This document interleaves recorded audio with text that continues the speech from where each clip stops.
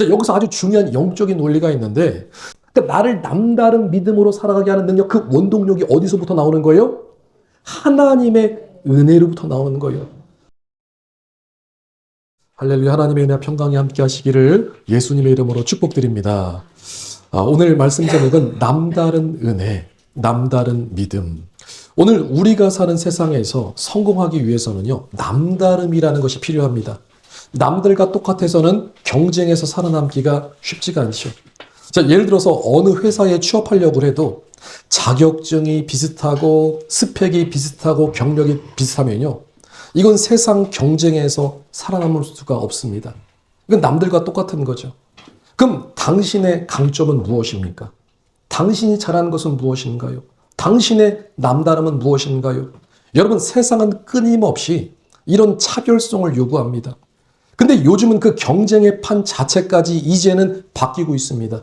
지금 AI가 등장함으로 과거의 고학력 또 전문성을 요구하는 일들, 분석하고 정리하고 계산하고 판단하는 영역들이 이제는 AI의 등장으로 인해서 빠르게 자동화되고 있습니다. 그러니까 앞으로는 없어지는 직업 중 하나가 정답이 정해져 있고 반복적인 일들은 AI 인공지능이 맡아서 하게 될 거예요. 심지어 지금은 로봇들이 개발되고 있는데 최근에 일론 머스크가 충격적인 얘기를 했죠. 앞으로 3년 뒤면은 로봇이 의사들보다 수술을 더 잘할 거래요. AI가 어떤 명의보다도 더 정확하게 병을 찾아낼 거라는 거예요. 자, 이것이 굉장히 혁신적인 얘기고 긍정적인 얘기 같지만 어떤 사람들은 AI의 등장으로 직업을 잃을까 봐 더 불안해졌습니다. 나는 앞으로 어떻게 살아남을까? 내가 가진 것으로 충분할까? 그래서 더더욱 남다름을 찾습니다. 그러니까 AI 시대, 급변하는 세상의 흐름 속에서 사람들은 살아남기 위해서 남다름을 보여줘야 돼요. 그러니까 세상에서 살아남기 위해서는 남다른 변화가 필요하고 남다른 준비가 필요하다는 거예요. 그렇다면 우리의 신앙은 어떻습니까? 주님 오실 날이 하루하루 더 가까이 오고 있습니다. 시계를 거꾸로 놔도 휴거 시계는 돌아가고 있죠. 자, 여기서 중요한 거는 주님이 오실 때가 점점 가까이 오고 있는데 나는 주님 앞에 설 그날을 위해서 준비되고 있는가? 내 안에 남다른 변화, 남다른 믿음, 남다른 사랑과 헌신이 있는가? 여러분, 성경이 말씀하고 있는 예수님의 다시 오심, 우리가 기다리는 공중 휴거 사건은 아무 생각 없이 살다가 맞이하는 그날이 아닙니다. 여러분, 공중 휴거는 주님을 사랑하며 주님을 기다리는 자들이 예수님께서 이 땅에 오시면 공중으로 들림받아 공중에서 주님을 기쁨으로 맞이하는 사건이에요. 자, 이것은 성경에서 말씀하는 복음의 하이라이트, 그러니까 인간의 몸을 입고 누릴 수 있는 최고의 영광, 최고의 축복이 공중휴거입니다. 그러니까 사람이 죽음을 보지 않고 들림받아 올라가는 거예요. 자, 그럼 그날에 누가 들림받아서 올라가느냐?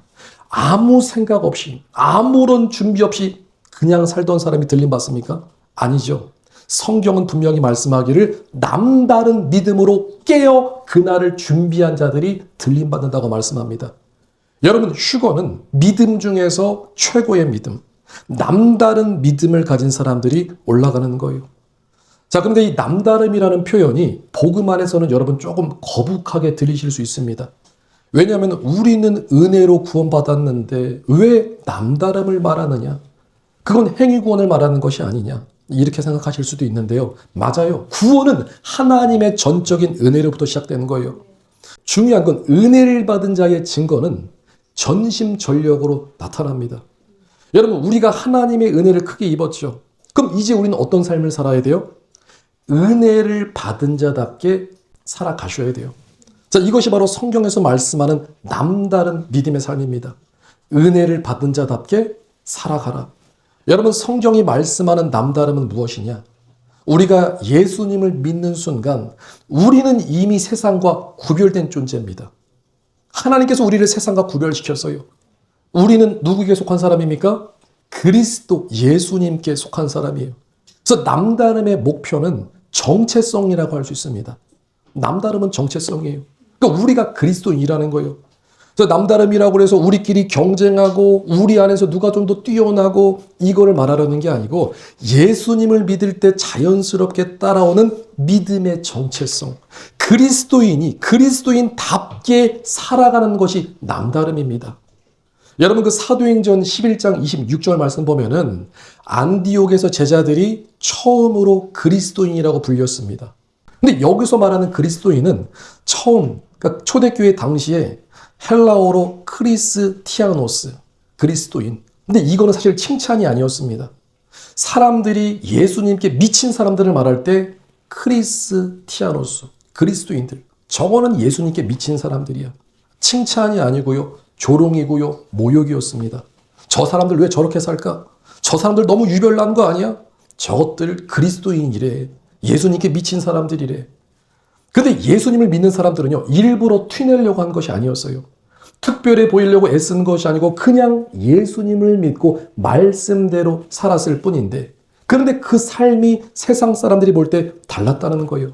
가치관이 다르고 생각이 다르고 말이 다르고 삶의 방향이 달랐다는 거예요. 그래서 세상이 그들에게 이름을 붙였습니다. 크리스티아노스, 그리스도인, 그리스도께 속한 사람, 그리스도를 따르는 무리. 여러분, 만약에 세상이 우리를 볼 때 당신 나랑 똑같은 것 같은데요. 에이, 교회 다니나 마나 당신이나 나나 똑같네. 예수님 믿어도 똑같네. 누군가 이렇게 우리에게 말한다면은 여러분, 이건 칭찬이 아닙니다. 오히려 당신은 뭔가 좀 다른 것 같네요. 혹시 기독교인이신가요? 예수님 믿으신가요? 당신의 삶은 왜 그러신가요? 이렇게 묻는다면은 이 사람은 세상이 볼 때 남다른 사람이고 이 사람이 바로 복음을 사는 사람입니다.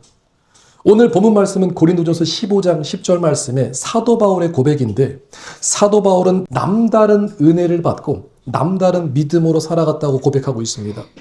오늘 본문 말씀 고린도전서 15장 10절에 그러나 내가 나 된 것은 하나님의 은혜로 된 것이니 내게 주신 그의 은혜가 헛되지 아니하여 내가 모든 사도보다 더 많이 수고하였으나 내가 한 것이 아니요 오직 나와 함께 하신 하나님의 은혜로다. 지금 바울의 첫 문장을 이렇게 시작하죠. 내가 나 된 것은 누구의 은혜가죠? 하나님의 은혜로 된 것이니. 바울이 사도 된 것, 하나님이 불러주신 것, 그리고 지금 바울이 서 있는 자리, 전부 다 누구의 은혜인가요? 하나님의 은혜. 사랑하는 성도 여러분, 우리도 마찬가지죠. 지금 우리가 예수님 믿고 구원받아 하나님의 자녀가 된 것 누구의 은혜죠? 하나님의 은혜입니다. 그래서 은혜를 받은 사람의 특징이 나오는데, 내게 주신 그의 은혜가 헛되지 아니하여. 그러니까 은혜를 하나님께서 헛되이 그냥 주신 게 아니라는 거예요. 그럼 하나님께서 우리한테 왜 그런 은혜를 주셨느냐? 하나님의 은혜에 반응하라고 주신 겁니다. 자, 예를 들어서 여러분에게 어떤 분이 정말 정성스러운 소중한 선물을 줬다고 해봐요. 여러분들 귀한 선물을 받았어요. 근데 선물을 받았는데 표정은 무표정에다가 아무런 반응이 없으면 선물한 사람의 마음이 어떨까요? 선물을 또 주고 싶을까요? 안 주고 싶을까요? 그렇죠. 그런 마음이 안 생길 수 있겠죠. 복음도 마찬가지입니다. 하나님께서 우리에게 은혜라는 선물을 주셨는데, 믿음의 선물을 주셨는데, 우리가 은혜를 받았으면 어떻게 해야 돼요? 그 은혜에 반응하셔야 됩니다. 여러분, 이 복음은 세상 어떤 선물과도 비교가 될 수 없습니다. 여러분, 복음은 우리가 예수님을 믿고 하나님의 자녀가 되었고 천국의 상속자가 되었다는 거예요. 자, 이 사실이 믿어지면 기뻐요, 안 기뻐요? 기쁠 수밖에 없는 거예요. 감사하지 않을 수 없고 기뻐하지 않을 수 없습니다. 이야, 내가 하나님의 자녀가 되었구나. 천국이 나의 것이 되었구나. 여러분, 이 한 가지 사실만으로 우리는 평생을 기쁘게 살아갈 수 있습니다. 근데 많은 사람들이 은혜를 오해하죠. 어떻게 오해하죠? 은혜는 공짜니까. 은혜는 하나님께서 나에게 공짜로 주시는 거니까 우리는 아무것도 안 해도 돼. 우리가 뭔가 교회에서 열심히 일하려고 하면은 그거는 율법주의야. 그거 행위구원이야. 여러분, 정신 바짝 차리셔야 됩니다. 그거는 은혜가 뭔지 몰라서 하는 말이고, 은혜는 사람을 게으르게 하지 않습니다. 오히려 은혜는 사람을 일으키고요, 사람을 세웁니다. 바울이 뭐라고 말씀하죠? 내가 모든 사도보다 더 많이 수고하였으나. 아니, 지금 보니까 바울은 하나님의 은혜를 받고 모든 사도들보다 더 많이 수고했대요. 자, 이것이 무엇이냐? 이것이 바로 은혜를 받은 사람들의 증거라는 거예요. 여러분, 은혜를 입은 자는요, 전심전력으로 나아갑니다. 은혜를 받은 만큼 그 은혜에 감사해서 더 열심히 수고한 거예요. 여러분, 은혜는 사람을 게으르게 하지 않습니다. 오히려 은혜를 받고 아무것도 안 해도 된다고 말하는 사람들은 그 은혜를 거꾸로 받은 거예요. 은혜는 공짜이고 주님이 다 하셨어. 그래서 우리는 아무것도 할 게 없어. 이거는 뭐죠? 마귀의 가르침. 여러분 반응이 없으셔서 할렐루야. 성경은 하나님의 일과 사람의 일을 구분합니다. 사람의 일은 하나님께 은혜를 구하는 것이고 하나님의 일은 우리에게 은혜를 주시는 거죠. 자, 그래서 바울은 내가 수고했다, 내가 이만큼 수고했다고 말할 때 자신을 자랑하려고 하는 것이 아니고 자신에게 주신 하나님의 은혜를 자랑하려고 하는 거예요. 내가 다른 사도들보다 더 열심히 수고할 수 있었던 것, 그 원동력이 뭐예요? 하나님의 은혜라는 거예요. 여러분, 바울은 어떤 삶을 살았죠? 남들보다도 수고했죠. 근데 바울의 삶을 돌아보면요, 정말 바울의 삶은요, 자신의 인생을 복음에 갈아 넣었습니다. 정말 복음 하면은 바울 할 정도로. 자, 바울이 얼마나 수고를 했는지, 바울은 복음을 전하다가 수차례 매를 맞았습니다. 한두 번 맞은 게 아니에요. 유대인들에게 끌려가서 39대, 이것을 5번 맞았습니다. 로마 사람들에게는 태장, 이 막대기로 3번 맞았고, 또 한 번은 돌에 맞아 쓰러졌는데 바울이 죽은 줄 알고 성 밖에 버려진 적도 있어요. 바울은 여러 번 감옥에 갇혔습니다. 한두 번 갇힌 게 아니에요. 근데 감옥에 갇혔어도 뭐 하죠? 감옥에서 복음으로 편지를 씁니다. 옥중서신이라고 하죠. 감옥에 들어가서도 복음을 전하더라는 거예요. 그리고 바울은요, 늘 오해 속에서 살았습니다. 어떤 사람들은 바울을 보고 저거는 율법을 무너뜨리는 자다. 저 바울은 이방인의 편을 드는 배신자야. 바울은 말만 세고 직접 만나보면 실제로는 약해. 바울, 너 사도 맞아? 네가 무슨 사도냐? 자, 이런 식으로 사람들이 바울을 무시하고 멸시하고 오해하고. 근데 바울은요, 사람의 인정이 중요한 게 아니고 하나님께 인정받으면 끝까지 복음을 전하더라는 거예요. 자, 그럼 여기서 바울이 끝까지 복음을 놓치지 않고 전할 수 있었던 그 이유가 뭐죠? 바울에겐 뭐가 있었나요? 오늘의 말씀의 고백. 바울에게는요, 남다른 은혜, 남다른 믿음이 있었기 때문에 그런 거예요. 자, 그래서 이것은 내가 한 것이 아니요, 누가 하셨어요? 오직 나와 함께 하신 하나님의 은혜로다. 여러분, 모든 것이 하나님의 은혜이기 때문에 우리가 자랑할 게 있나요, 없나요? 여러분, 우리의 믿음은요, 자랑할 게 없습니다. 시작도 하나님의 은혜, 과정도 결과도 모두가 다 하나님의 은혜라는 거예요. 자, 여기서 아주 중요한 영적인 논리가 있는데, 자, 우리를 남다른 믿음으로 살아가게 하는 능력, 그러니까 나를 남다른 믿음으로 살아가게 하는 능력, 그 원동력이 어디서부터 나오는 거예요? 하나님의 은혜로부터 나오는 거예요.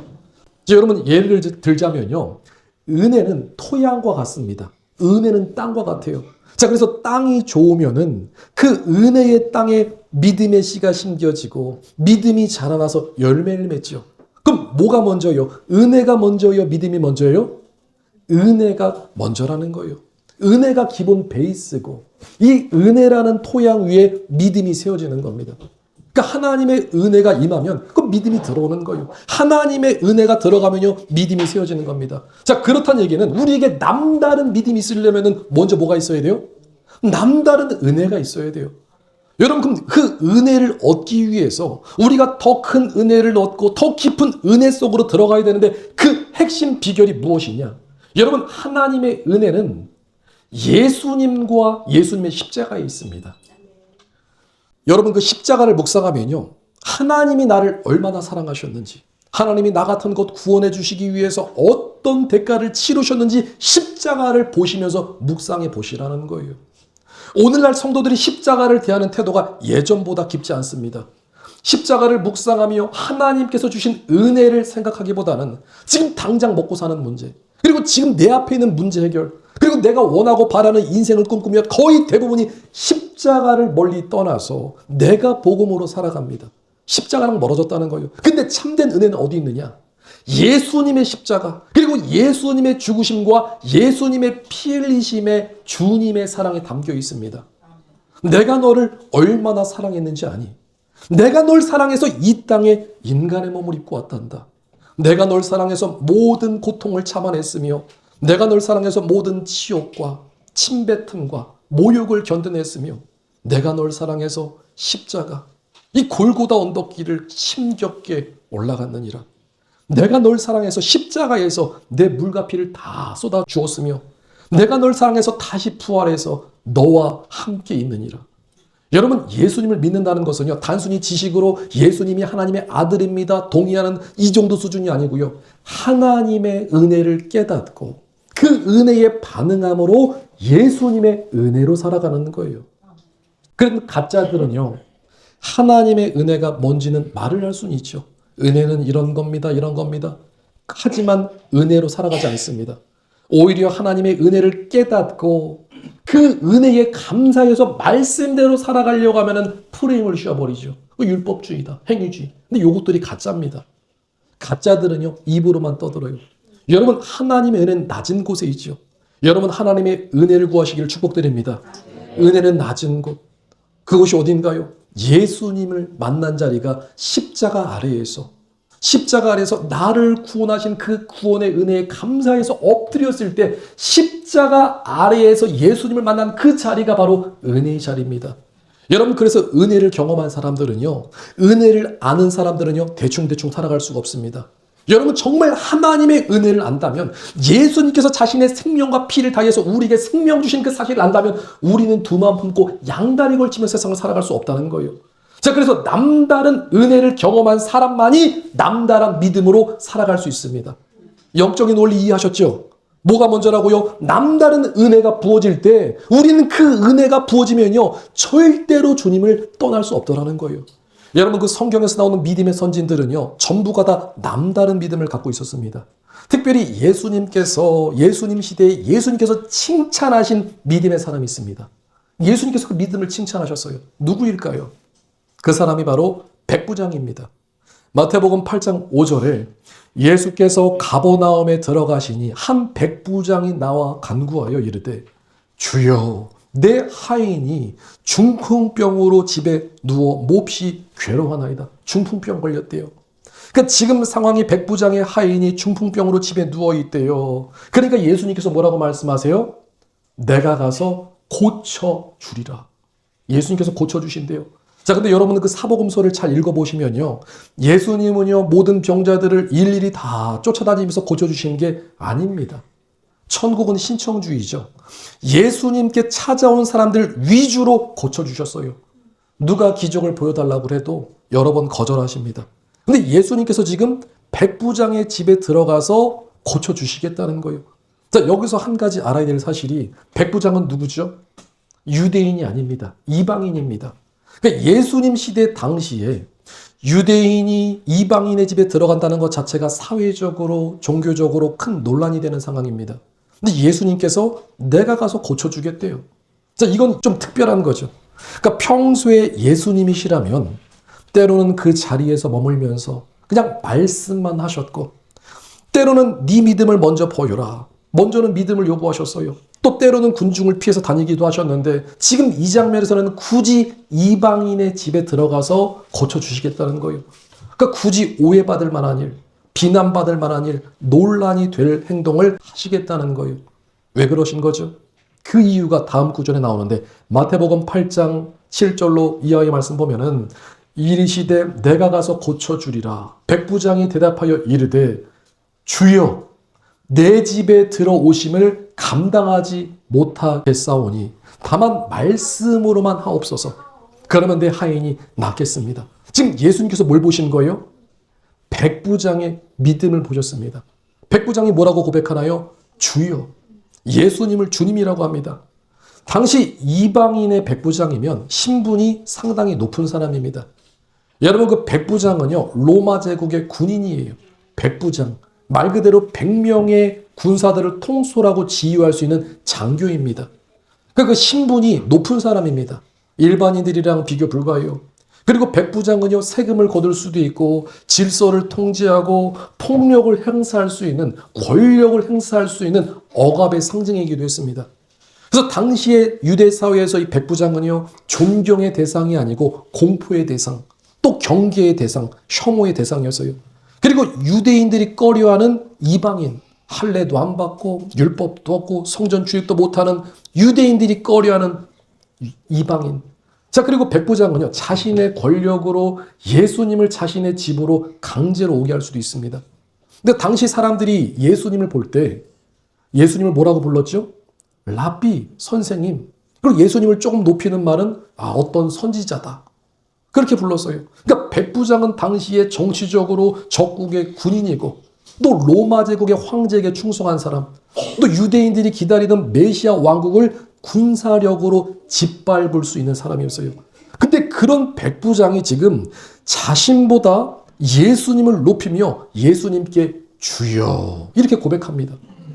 자, 그리고 예수님을 얼마나 높이고 있는지, 주여 내 집에 들어오심을 나는 감당하지 못하겠사오니 다만 말씀으로만 하옵소서. 그러면 내 하인이 낫겠사옵니다. 여기 지금 백부장의 믿음이 나오죠. 백부장의 태도, 백부장의 겸손, 백부장의 믿음이 보여지고 있습니다. 그는 예수님께 명령하지 않았어요. 자신의 권력을 내세우지도 않았고 자신의 신분을 주장하지도 않았습니다. 오히려 주여, 주님께서 내 집에 들어오심을 내가 감당하지 못하겠사오니 다만 말씀만 하옵소서. 그러면 내 하인이 낫겠사옵니다. 자, 이것은 백부장이 당시 어떤 사람인지 알면은 그가 얼마나 겸손하게 자신을 낮췄는지 알 수 있습니다. 예수님의 공생의 시절에 예수님의 나이가 대략 30살 정도, 한 30살 정도의 청년이에요. 근데 백부장은요, 나이도 훨씬 더 많았을 것이고 신분도 더 높았지만 이런 거 저런 거 다 내려놓고 예수님께 완전히 자신을 낮춥니다. 당신은 너무 존귀한 분이라 우리 집에 들어오실 수 없습니다. 그거는 제가 감당하지 못하겠습니다. 다만 말씀만 하옵소서.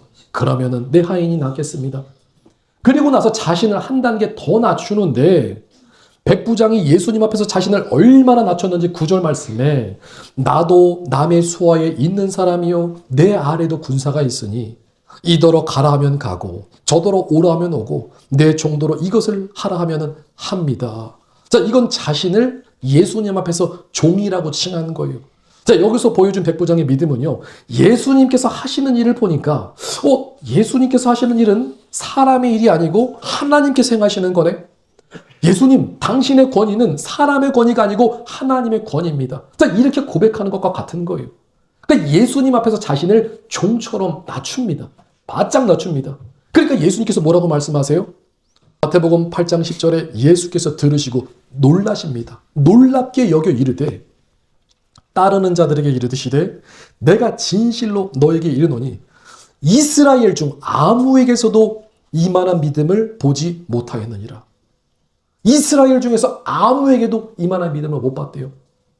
13절에 예수께서 백부장에게 이르시되 가라 네 믿음대로 될지어다 하니 그 즉시 하인이 나으니라. 여러분, 하인이 언제 나았나요? 그 즉시 역사가 일어났습니다. 하나님께서는 그 믿음대로 역사하시는데 백부장의 믿음은 예수님께서 칭찬하신 믿음입니다. 내가 진실로 너에게 이르노니 이스라엘 중 아무에게서도 이만한 믿음을 보지 못하였느니라. 이방인이지만 주님께 칭찬받은 사람 백부장. 조금 아쉽게도 성경에 백부장의 이름은 등장하지 않습니다. 하지만 그가 보여준 믿음은 성경에 기록돼서 나오고 있죠. 사랑하는 성도 여러분, 우리도 백부장같이 남다른 믿음으로 주님께 칭찬받는 사람이 되셔야 될 줄 믿습니다. 여러분, 그 성경에 보면은 기념책이라는 것이 있습니다. 말라기 3장 16절에 그때의 여호와를 경외하는 자들이 피차게 말하매 여호와께서 그것을 분명히 들으시고 여호와를 경외하는 자와 그 이름을 존중히 여기는 자를 위하여 여호와 앞에 있는 기념책에 기록하셨느니라. 성경에는 생명책, 행위의 책, 기념책이 있고 또 성경에 나오지 않지만 많은 책들이 있는데 지금 여기서 나오는 기념책은 뭐죠? 말 그대로 기념이 될 만한 믿음의 역사를 하나님께서 기록하는 책이 기념책입니다. 그럼 기념책에 누가 기록되느냐? 하나님을 경외하는 자, 그리고 주님의 이름을 높인 자, 그리고 하나님 앞에 믿음의 삶을 살아가는 사람들이 기념책에 기록되는 거예요. 그리고 여기 기념책에 기록됐다는 것은요, 그 이름이, 그 영광이 영원토록 간다는 거예요. 여러분, 그렇다는 얘기는 우리가 한 번 사는 인생, 우린 어떤 삶을 살아야 될까요? 오늘 우리도 기념책에 기록될 만한 믿음의 삶, 남다른 삶을 살아가자는 거예요. 지금도 만약에 성경에 기록되고 있다면 2026년 밴쿠버 사랑목양교회, 주님이 보실 때 빌라델비아 교회처럼 남다른 교회, 네가 작은 능력을 가지고도 내 말을 지키며 내 이름을 배반하지 아니하였도다. 그래서 네 교회에 열린물의 축복을 주노니 네가 나의 인내의 말씀을 지켰은즉 내가 또한 너를 지켜 시험의 때를 면하게 하리니 이는 장차 온 세상에 임하여 땅에 거하는 자들을 시험할 때라. 내가 속히 오리니 네가 가진 것을 굳게 잡아 아무도 네 면류관을 빼앗지 못하게 하라. 자, 주님이 보실 때 남다른 믿음, 남다른 은혜, 남다른 교회가 되어야 될 줄 믿습니다. 사랑하는 성도 여러분, 우리는 그 이름이 기념책에 기록될 때 이것처럼 영광스러운 게 없는 거예요. 주님이 보실 때 남다른 교회, 남다른 성도, 남다른 믿음, 이런 은혜가 있으시기를 예수님 이름으로 축복드립니다.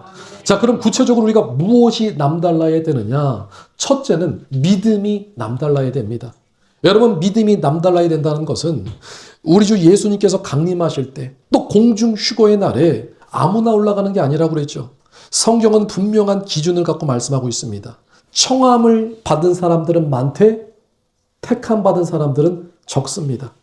10처녀가 신랑 맞을 준비를 하는데 5명은 기름을 준비하지 못해서 혼인잔치에 못 들어갔고 또 5명은 준비해서 들어갔죠. 또한 잠을 자고 있는 사람이 있고 또 영이 끼어 있는 사람이 있습니다. 또 예복을 입은 자가 있고 예복을 벗은 자가 있습니다. 주님을 기다리는 자가 있고 주님이 오시며 관심이 없는 사람이 있어요. 말로는 지금이 마지막 때입니다. 주님이 오신다 말은 하지만 삶은 전혀 그 방향이 아닌 사람들이 있습니다. 이 모든 비유의 공통점은 주님이 오시는 것을 몰랐다가 아니고 물론 모르는 분들도 있겠지만 준비하지 않았다는 거예요. 여러분, 지금 우리가 사는 시대가요, 인류의 시간표를 보면은 마지막에 마지막 때죠. 그래서 지금은 정신 바짝 차리고 깨어 준비하셔야 돼요. 근데 여러분 주위를 둘러보십시오. 주위를 둘러보면 어떤가요? 이상하게도 사람들이 예수님의 재림에는 관심이 없습니다. 교회에서 재림신앙을 다룰 때 재림신앙은 아주 다른 복음 취급을 하죠. 거의 보면은 재림신앙을 빼놓고 얘기합니다. 자, 이게 바로 예수님의 재림을 몰라서 그런 게 아니고 핵심은 준비하지 않고 있다는 거예요. 준비하지 않아요. 여러분, 성경에서 말씀하는 마지막 때의 신앙은 2단어로 정리할 수 있는데 깨어라, 준비하라. 깨어 플러스 준비하라. 따라해볼까요? 깨어, 준비하라. 이것이 핵심 포인트입니다. 깨어, 준비하라. 깨어 있기만 하면 안 되고요. 깨어서 준비해야 됩니다. 여러분, 깨어 있다는 것은요, 오늘 내 믿음이 주님께 붙어 있고 오늘 내 삶이 주님 앞에 정렬되어 있으며 오늘 내가 거룩한 삶을 선택하면서 살아가는 거예요. 그냥 지금이 마지막 때인가 보다 알기만 하고 준비하지 않는 신앙은요, 깨어 있다고 착각하는 신앙입니다. 깨어 준비하는 신앙이 진짜 신앙입니다. 여러분, 우리의 그 믿음, 남다른 믿음은 어디서부터 오냐면은 하나님의 은혜로 비롯된다고 그랬죠. 자, 그럼 백부장이 예수님의 칭찬을 받을 수 있었던 이유가, 백부장은 예수님으로부터 뭘 본 거예요? 무엇을 보고 그런 믿음의 고백을 한 거죠? 백부장은요, 예수님께서 하시는 일을 보면서 저분은 보통 분이 아니셔. 저건 사람이 아닌 일이 아니고 하나님께서 하시는 거다. 그러니까 예수님께서 하시는 일을 보고 저분은 하나님의 특별한 분이시다. 그러면서 믿음의 고백을 한 겁니다. 그러니까 예수님으로부터 하나님의 권위를 본 거예요. 그래서 하나님의 은혜를 깨닫고 은혜가 먼저 옵니다. 그러니까 남다른 믿음으로 고백하게 되더라는 거예요.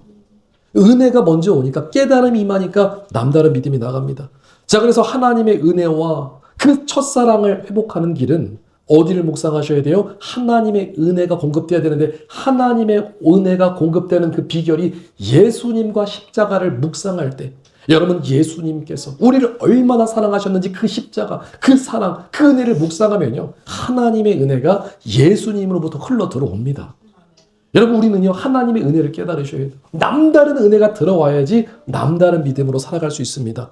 사랑하는 성도 여러분, 남다른 은혜를 통해서 남다른 믿음으로 깨어 준비하시길 예수님의 이름으로 축복드립니다. 둘째로 또 우리가 무엇이 남달라야 될까요? 첫째가 믿음, 하나님과의 관계라면요, 둘째는 섬김입니다. 우리 사람들과의 관계를 말합니다. 그러니까 우리는 하나님과의 관계에서 남달라야 되고 성도들과의 관계에서도 남달라야 되죠. 여러분, 우리가 믿음이 있다는 것은요, 하나님의 관계, 하나님과의 관계와 사람과의 관계를 둘 다 잘한다는 거예요. 하나님과의 관계와 사람의 관계는요, 연결되어 있습니다. 자, 그래서 믿음이 좋은 사람은요, 하나님께 잘하듯이 사람한테 어떻게 할까요? 사람들한테도 잘하죠. 그러니까 하나님 앞에서 정직한 사람이 사람 앞에서도 정직합니다. 그리고 하나님을 사랑하는 사람이 이웃도 사랑하는 거예요. 그리고 하나님을 바르게 잘 섬기는 사람이 이웃도 바르게 잘 섬깁니다. 이게 하나로 연결되어 있습니다. 그래서 누군가 자기는 하나님을 정말 사랑한다고 말은 했는데 옆에 있는 가까운 가족들, 이웃들, 친구들 섬기는데 섬김을 못해. 그 하나님 사랑하는 게 아닙니다. 여러분, 주님을 사랑한다는 것은요, 지금 옆에 있는 지체들, 이웃들을 서로 사랑하는 게 주님 사랑하는 거예요.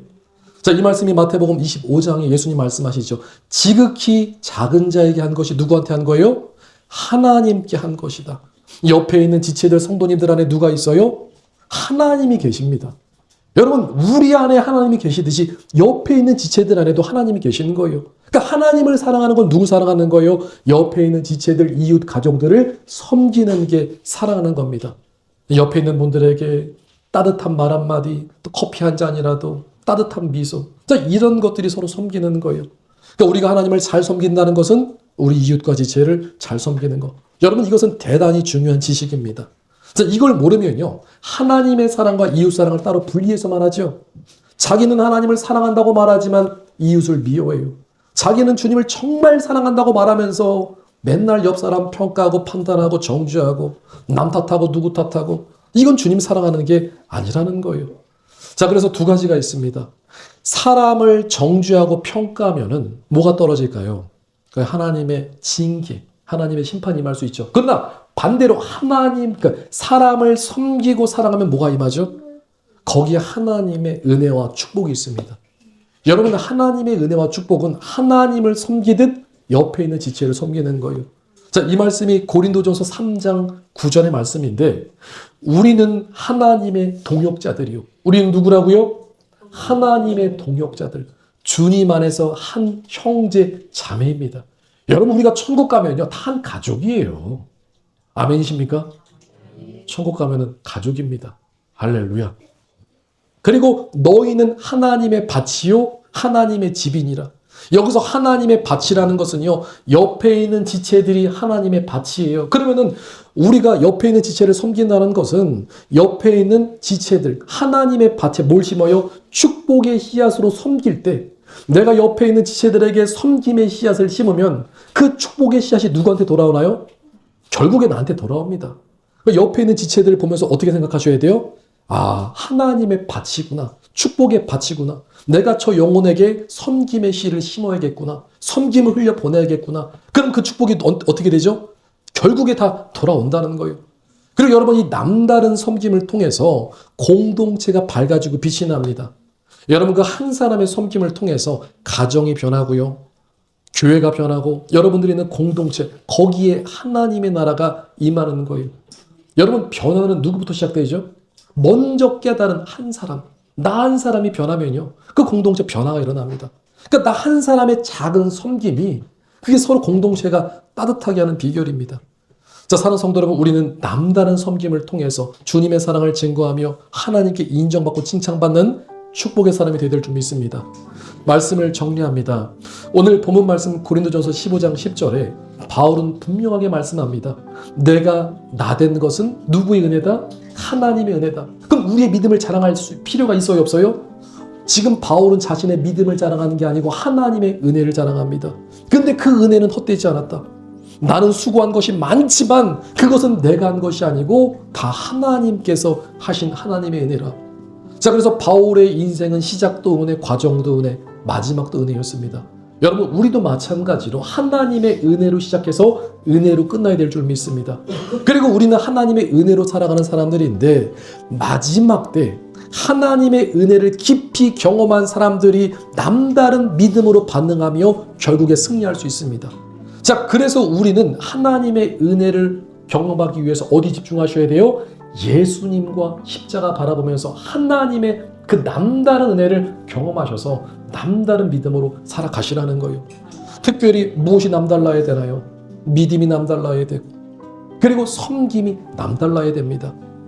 자, 이것은 우리가 다시 한번 예수님과 십자가를 묵상하며 전심전력으로 아버지 앞에 우리를 낮출 때 하나님의 은혜가 낮은 곳에 부어집니다. 사랑하는 성도 여러분, 우리는 마지막 때 더 남다른 믿음과 더 남다른 은혜로 하나님의 인정과 칭찬을 받으며 우리 주 예수님께서 다시 오실 때 공중에서 주님 만지하는 축복의 주인공 되시기를 예수님의 이름으로 축복드립니다.